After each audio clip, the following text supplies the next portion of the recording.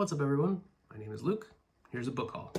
I've moved to Germany. If you follow my Instagram account, you probably would have known that already, but I moved to Germany, and one of the problems that I've run into is that there aren't really a lot of English bookstores, or the English sections in bookstores kind of small. So, I recently found a used bookshop that sells books in English, and I couldn't help myself. I got a lot, and I wanted to document it all here for you guys. So we start with Hatchet. I read this in 6th grade, and I remember being very impressed as a 6th grader. But I really liked the fact that there was a divorce in here, I want to say, and that was the first time that I had read about that. My parents had been going through troubles at that time that eventually led to a divorce, and I thought, hey, this is something kind of similar to what I'm going through.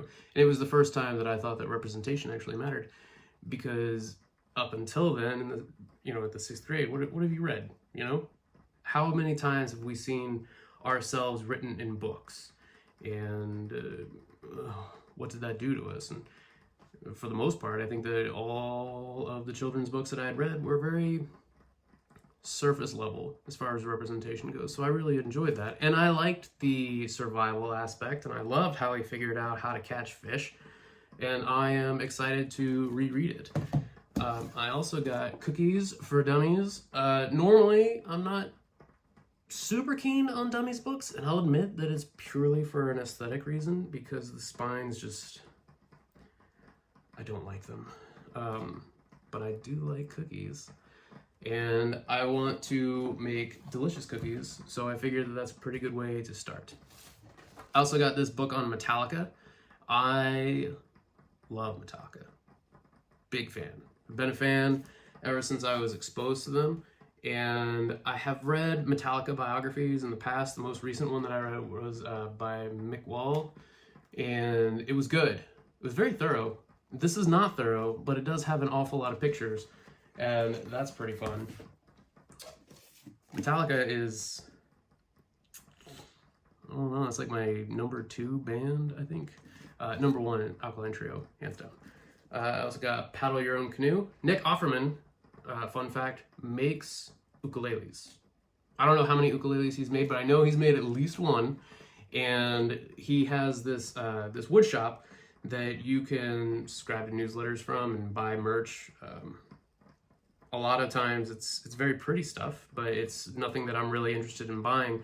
But I went and subscribed to it because if he ever decides to make and sell ukuleles, I want one real bad, because I am real big into ukuleles, and I like the idea of this guy figuring out that he really likes making stuff. It led me on a quest to start making stuff, and I feel like the more I create, the better I feel. The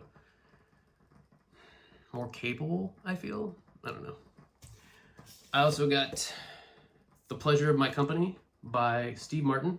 I don't know anything about this one, but it pairs nicely with Shop Girl by Steve Martin, and I have read this one. And this got a lot of acclaim. They made a movie out of it, which I have not seen yet. When I read the book, it was weird. Knowing that Steve Martin wrote it, you expect it to be funny, but Steve Martin is more than just comedy, obviously. But this one felt mature to the point of almost coldness. And when I got done reading it, well, that's definitely a mature aspect on relationships. It was good. I kind of wish that I had read it under a different name, or maybe if I didn't know who Steve Martin was, I probably would have enjoyed it more. The fact that it was him, though, I don't know. I'm excited to read the other one and see how that one shakes out. I also got House of Leaves. People who know me hear what I read normally. They always say, oh, you would love House of Leaves.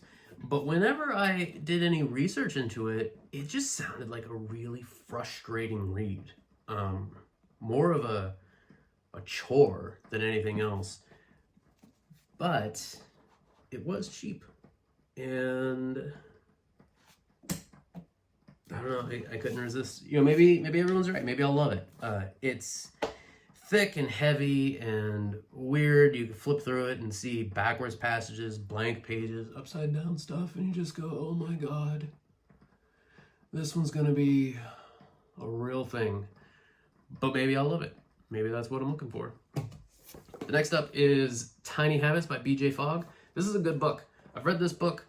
I'm interested to read Atomic Habits because Atomic Habits came out afterward, and I can't help but feel that he looked real hard at this book before writing his book, the guy who wrote Atomic Habits.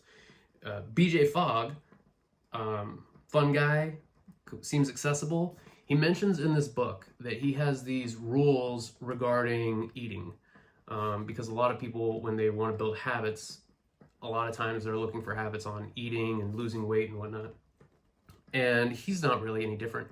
And he has these rules about what goes into his refrigerator. And he says he has all of these containers and he sets it up, and it is like fruits and vegetables, and you can eat anything you want in this fridge to whatever quantity you want. Just go nuts.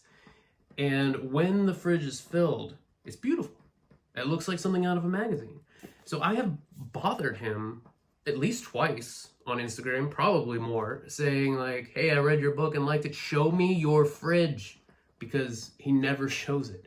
And I want to see it. I want to see a magazine quality fridge filled with fruits and vegetables that get eaten. And not because I doubt him at all. It's just because I really like seeing pretty fridges and kitchens and pantries.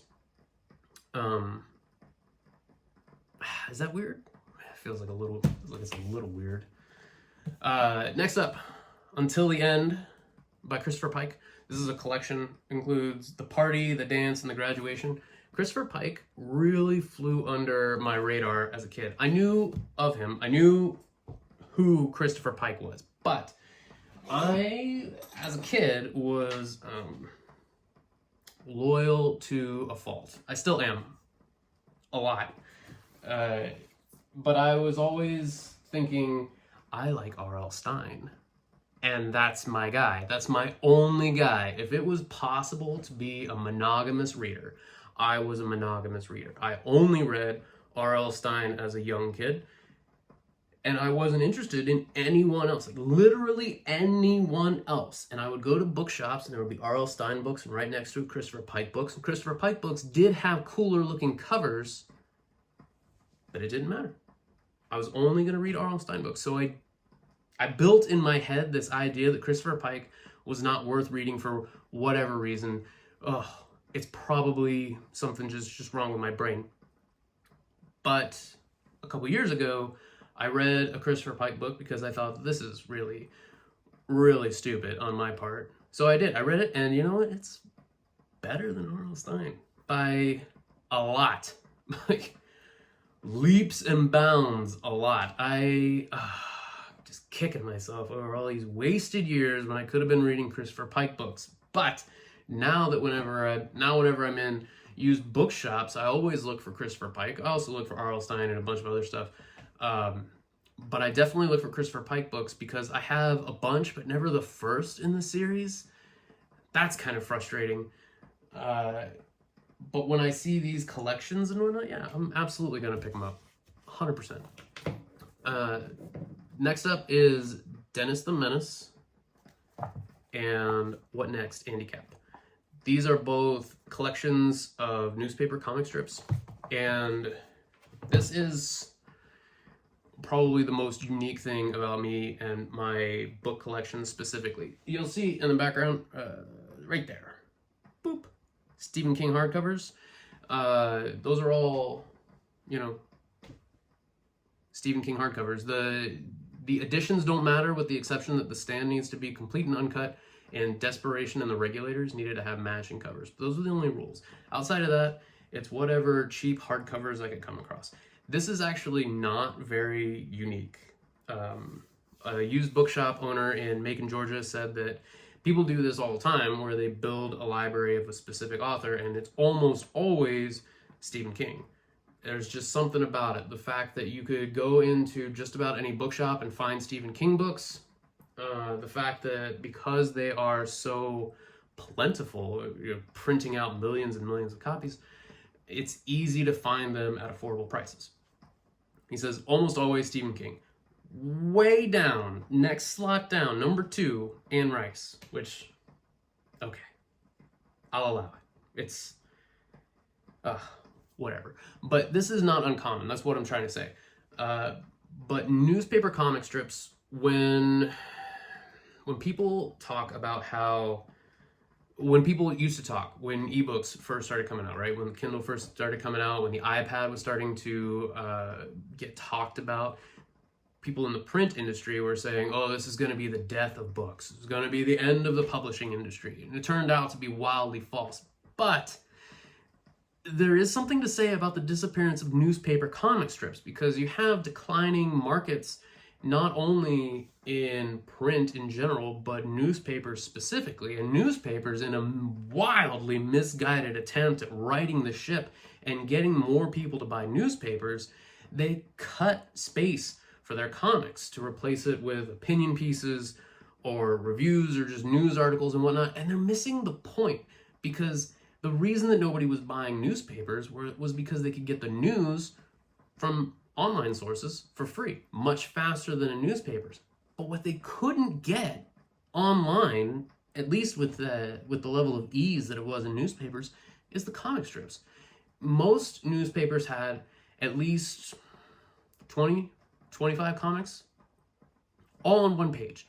And a reader could read this one page, just full of dumb gags and stupid jokes that really prime you for parenthood. You know, like, these are dad jokes written out all the time, and they're a lot of fun. But you won't be able to go to a website and read those same 20 to 25 comics every day this easily. And what they should have done was they should have gotten contracts with another 20 to 25 comics and made 2 pages, really leaned in. Yes, there would be opinion pieces, and yes, there would still be news, and yes, people would talk about the stock markets. But here is the thing that you can't get as easily on your phone or on the internet. And I feel like because they didn't do that, and because newspaper subscriptions are still dwindling and going away, it's like the writing is on the wall, things are going to get cut more and more. There are webcomics, which are great, but as the webcomic becomes more and more popular and begins to replace newspaper comic strips, they're going to go away. This is history, and it's going to vanish, you know? And I don't think that it needs to vanish. I am very much not a doomsday guy, but I feel like newspaper comic strips, out of all of the things that are printed, newspaper comic strips are going to be the first ones that are gone, the first ones that are forgotten. Everything else is going to find a place some way or another. You were always going to be able to read Treasure Island or The Scarlet Letter or Lord of the Flies, but you are going to have a harder time, a much harder time, figuring out where to start with For Better or For Worse or Foxtrot or Peanuts or anything like that. So I feel a compulsion all the time that when collections like these pop up, I gotta get it. I gotta save these things. I gotta rescue these babies so that, you know, maybe one day my kids could read For Better or For Worse or Handicap and be like, man, these jokes are super dumb, but I kind of love them, you know? Or at the very least, they would know that it exists. And I don't know, it's a weird thing to be passionate about, but I don't really think you could choose your passions. And this is one of mine. And it feels weird to say it. I feel a lot of judgment already. But, you know, you can't help it. It just is what it is. Which is a dumb phrase that I don't like, but it is the truth, you know? Next up is number 3 in Christopher Pike's Thirst series. I was able to find number 2 and now this one in the used market, which I'm pretty stoked about. I mean, vampires and Christopher Pike. I'm pretty stoked. Next up, The Lost World from Michael Crichton. Michael Crichton has got to be one of those authors similar to Stephen King or Anne Rice where people want to collect all the hardcovers, and it's a lot easier with Michael Crichton because he's dead. But also, he didn't write a ton of books, and they're still prolific. You could still find them for cheap, and they're good. And I really like The Lost World. I really like Jurassic Park. I like The Lost World more because I really like the religious imagery that's in it. It's pretty nifty. Dinosaurs aside. Dinosaurs are always cool, sure, that's pretty good. But I really like the religious stuff in The Lost World the most. Next up is Airframe by Michael Crichton. Pretty exciting book. I liked it. I can't remember very much about it, but I do remember liking it. Then I have Next from Michael Crichton, which I've never read. I'm pretty excited about. And then I have State of Fear by Michael Crichton.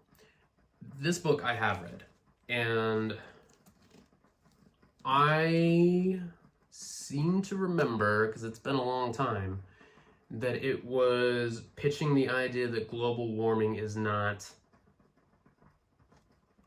a thing. Oof. Man, I can't even say for sure, but I remember reading it and being like, huh, how about that? And you come across some of this stuff in Michael Crichton's books. Originally, I thought, oh yeah, I'll collect Michael Crichton books as well. Why not? I have Stephen King. I'm collecting newspaper comic strips. Why not Michael Crichton as well? Andromeda Strain is really good. Jurassic Park's really good. The Lost World's really good. Timeline was okay. You know, he writes good books.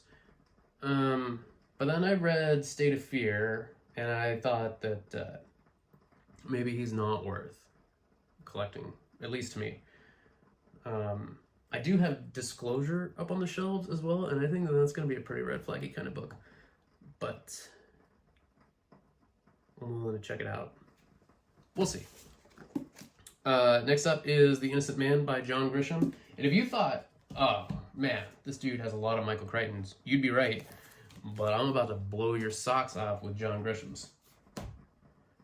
A lot of people give John Grisham a whole bunch of crap because he writes so many books and because they have very similar themes and characters and whatnot. There's a joke on Third Rock from the Sun where they're all reading John Grisham books, different John Grisham books, and they pick up their books and then they all realize that they're reading the wrong book and they switch, but they had been able to read it. This was a long novel about a plucky lawyer and a shadowy law firm, yada, yada, yada. And it was a good joke. It was a good joke. Generally, I think that Grisham's stories are fun. I don't think that they're spectacular, but I think that they're good. And as a guy who graduated from a school in Mississippi, it's kind of fun to see some Mississippi landmarks in it. So yeah, I started getting John Grisham books. I got Sycamore Row. I got The Innocent Man. I got The Runaway Jury. I got Sully. I have no idea what this is about. I have The Last Juror, not to be confused with Runaway Jury. I have The Appeal. I have Camino Island. This one is actually pretty cool because this one is about writers. And one of the complaints that I do have about John Grisham is that he goes really fast over some things. Things that would, normally fill up an entire book. Whole character arcs that just done. And that's kind of frustrating. And it happens in this book. But it's okay. There's more story. And Grisham was obviously just getting the requisite character development out of the way so that he could proceed with the story that he wanted to. But this book is about writers and the publishing industry, and it's pretty fun. I mean, I love stories about writers. I love stories about the publishing industry. I know that that's not everybody's jam, but I have a fondness for it. I've always had a fondness for it since I watched You've Got Mail, and there was that dinner where Tom Hanks and Meg Ryan are kind of sniping at each other at the buffet, and Tom Hanks takes all of the garnish, and it's good stuff. I was like, man, I would love to be in this world somehow, in this weird, quirky writer world in New York City, where everyone is well lit, comfortably dressed. It looked good. And ever since then, I've been super stoked about stories about writers. So yeah, Camino Island, really good. Camino Winds, not as good, but still good. I have The Associate from John Grisham. I have A Painted House, which hopefully isn't about painting houses. I have The Rainmaker, which I can guarantee you is not about making rain, because I've already read it. And I have Boys from Biloxi, which is especially high on my TBR read, because that's where I graduated from high school. So I'm a boy from Biloxi, and this is a book about boys from Biloxi. So maybe that's representation. Pretty nifty stuff. I'm almost done, I promise. Next up is Slaughterhouse-Five by Kurt Vonnegut. This is an important book to me, like super important, because I read this book not that long ago, 15 years ago, 14 years ago, and I thought that it was about something. There was something in the story that I really liked, and it was the concept of time travel. I was hooked on that. And then years go by and somebody's talking about how it's an anti-war book and it isn't about enjoying your life to the most, or even about time travel, or even about aliens or anything like that. It's just about anti-war. So I missed the entire point of a book. And that's pretty interesting, because it planted the seeds of whether or not authorial intent matters in the first place. And I think that I got something out of Slaughterhouse-Five that might not have been intended, but it's mine, damn it. And it's my thought and my interpretation, and that has some level of value in it. And sure, we could talk about anti-war stuff, but I want to talk about time travel, and I want to talk about aliens, and I want to talk about humans and zoos for other creatures to look at. This is interesting stuff. And all of the anti-war stuff has been said eloquently by other people, I don't know.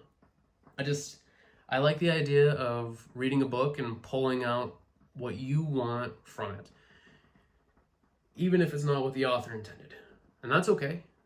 But also, when you read something and somebody goes, wow, you really missed the point of that book, it might be time to go back and revisit it a little bit, maybe reread it, see what it's all about.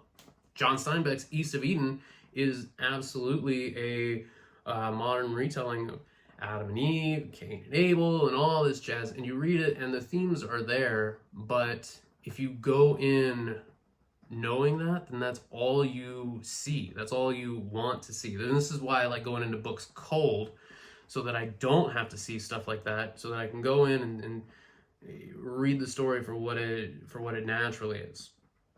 And then afterward, read about, what somebody else thought it was supposed to be about, and judge for myself. Next up is Tony Bennett's Life is a Gift. Big fan of jazz in general, and Tony Bennett, while not my favorite jazz singer, you can't talk about jazz without, at some point, talking about Tony Bennett. So I really want to read it. Next up is Stephen King's Insomnia. And I already have one up there, but I have the American one. It's the red and white one right there. This is the British cover, which I think is actually a lot cooler. It doesn't stand out as much on a shelf, but it's still pretty nifty. And I accidentally bought it because I didn't realize that I already had Insomnia on the shelves. Next up is Red Dragon from Thomas Harris. Good book. Super good book. They made 2 movies out of this. The original was called Manhunter. I want to say Brian Cox was Hannibal Lecter, which is pretty cool. I mean, people watch him on Succession and The Ring and a whole bunch of other movies where he will show up halfway through a movie and then for some reason die in the third act, and he's like the wind. He just comes in and goes out. So people watch him on Succession and they go, wow, he's, evil and mean and whatnot. But he was Hannibal Lecter, man. Like, you should track down this movie because it is genuinely interesting. And that's not taking anything away from Anthony Hopkins or anything. He makes a great Hannibal Lecter, but I think that Brian Cox's Hannibal Lecter is more threatening and scary. Second to last up, sorry. Walter Isaacson's Leonardo da Vinci. Walter Isaacson wrote the Steve Jobs biography. It was really good. And my favorite thing about the Steve Jobs biography, was that you read about Steve Jobs and you got the feeling of his importance and his influence, the undeniable results that he was able to produce. But Isaacson did not shy away from the fact that Steve Jobs was a huge dickhead who was abusive to his staff and who made these things happen out of sheer will and a hostile attitude that was often, not talked about, or he was allowed to skate by because he, was the founder of Apple or the co-creator of the Mac. I like that Isaacson didn't shy away from it. And I like that when you read a biography, I like when they're objective enough to where you could be like, yes, I understand the importance of this person and their role in history. And this does not mean that I have to like him. And Isaacson really nails that down. So I'm really excited about what he's got to say about Leonardo da Vinci. Now, the last one is 300 by Frank Miller. So good. And Lynn Varley, of course. Everybody knows the movie. Some people know that there was a comic. If you're into comics, then you probably heard Frank Miller's name before. I think the Frank Miller stories are sometimes super good. But Frank Miller has a very specific niche. And I think that 300 is going to play into that very well. His stuff on Batman is usually pretty good. His stuff on Daredevil is amazing. And, there's always Sin City. Just, he does well with the dark and brooding kind of stuff. And I think he's going to do well with this as well. So, that's my book haul. Thanks for watching. If you like it, like it. If you really like it, subscribe. And I can talk your ear off more specifically about books later on down the road. But I'll see you then. Take care.